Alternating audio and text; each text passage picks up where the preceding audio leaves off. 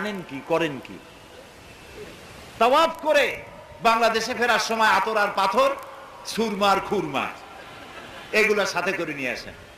আপনারা কি দেখতে পান না যে আল্লাহ তাআলা কিভাবে নিরাপত্তার শহর এটারে বানাইছে? মক্কার মদিনা। যারা আমাদেরকে সন্ত্রাসী বলে তারা সন্ত্রাসের দাদা। এই পৃথিবী থেকে সন্ত্রাস উৎখাতের জন্য সর্বপ্রথম আমার জাতির পিতা, কে আমার জাতির পিতা? ইব্রাহিম আলাইহিস সালাম।